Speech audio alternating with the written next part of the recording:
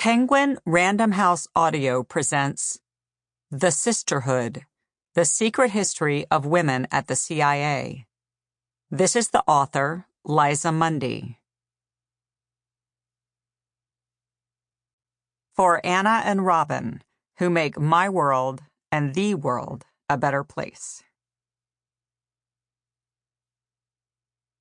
Author's note: the casual reader, or even a close student of U.S. history, would be forgiven for thinking that for most of its existence, only men worked at the Central Intelligence Agency. Not only that, very manly heterosexual men.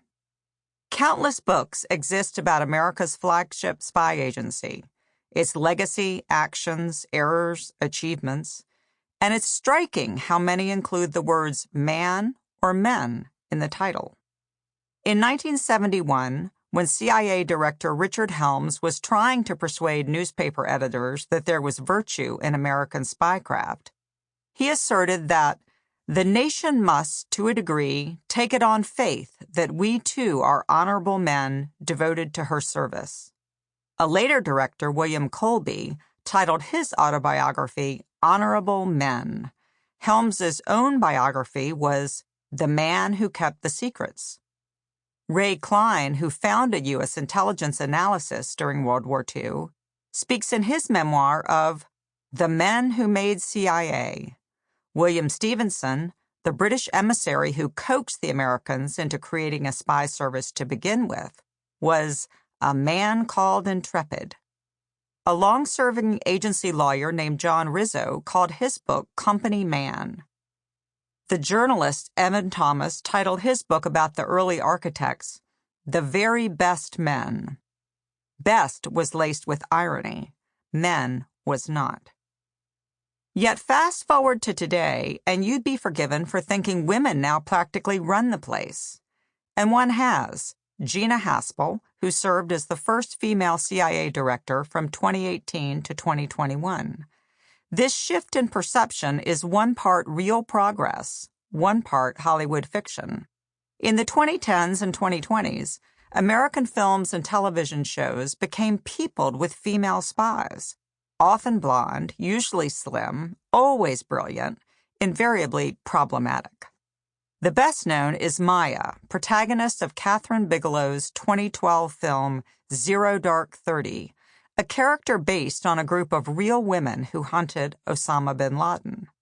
There's Carrie Matheson, the bipolar analyst whose own war against terrorism carries 8 seasons of the spy drama Homeland. There's Annie Walker in Covert Affairs, Sydney Bristow in Alias, Queen Latifah in The Equalizer, not to mention Elizabeth Jennings, the Soviet sleeper agent in The Americans, whose wigs, as one reviewer noted, are practically characters in themselves. From scarcely a mention in the historical record to, seemingly, ubiquity, much has changed on the surface.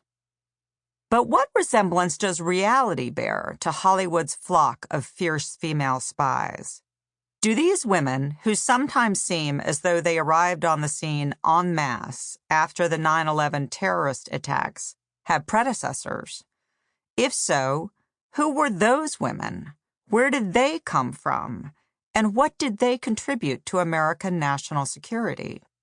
Were women involved in spying at the CIA, or did they even play key roles during the long years when the face of the agency, to the extent it had a public face, was so relentlessly male? This book sets out to answer those questions, but the short answer is, did they ever? And that answer only raises more questions. What talents and skills did women intelligence officers apply, and were those different from the men's? How do they operate in a clandestine workplace dominated not only by men, but, for many decades, by a certain kind of man who filled the halls at headquarters and the CIA stations around the world? Powerful, unchecked, heterosexual, white, often larger than life, not always picky about principle, manipulative, competitive. How did women fight to attain a recognized place in a workplace that by its nature is meant to be secretive? What trade-offs had they been compelled to accept along the way? Was there another history, an important history, to be written about the CIA that places women in a starring role? One fact about the CIA as it developed is that it ran on networks of male officers, station chiefs and deputy directors and division chiefs, who gathered in cigar-smoking sessions to engage in what they called career planning, deciding who would be director next of what.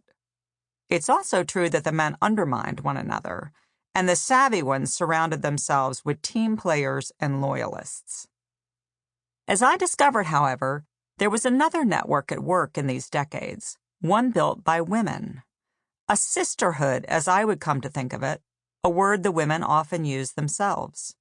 A picture came into focus, showing contributions from 3 generations of women, the sum of whose experiences and connections to one another amounts to an alternative and corrective history of American spycraft. There was, in fact, quite a hidden history to tell. The women were there all along, though the agency sought ways to suppress their voices and set them against one another, even as the male leaders relied on their loyalty, their skills at elicitation, their attention to detail, and their insights. It took female spies decades to earn the posts and exert the influence they deserved. These women, like the men, were manipulators and operatives by instinct and training. During the Cold War and into the modern era, women worked alone and together, laboring in secret, running operations against the adversary, as well as, strikingly often, the organization they worked for. This book tells the story of one of the biggest transformations in CIA culture, from a male-dominated institution where women were seen as typists and sexual playthings, to one where women propelled some of the agency's most important successes.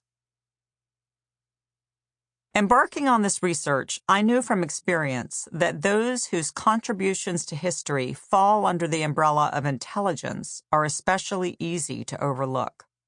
I became intrigued by the story of the post-war CIA while writing my last book, Code Girls, about women code breakers during World War II. These were more than 10,000 young Americans, school teachers, and recent college graduates, recruited to do top-secret work deciphering enemy communications. These women made real breakthroughs, reading Japanese and German code systems, not to mention Russian and those of many other countries. And yet, after the war concluded, those women's contributions were lost to history. Authors and scholars chose to overlook the evidence that came to light as many records became declassified in the 1990s. When Code Girls was published, I heard from hundreds of descendants of these women who were astonished to learn about what their mothers and grandmothers had been up to during the war. They were good at keeping secrets. I also knew that in addition to the code breakers, there were thousands more women who joined the Office of Strategic Services, the first U.S. spy service and forerunner of the CIA. Perhaps the most famous of these was Julia Child. The story of that group felt like the clear beginning of this book.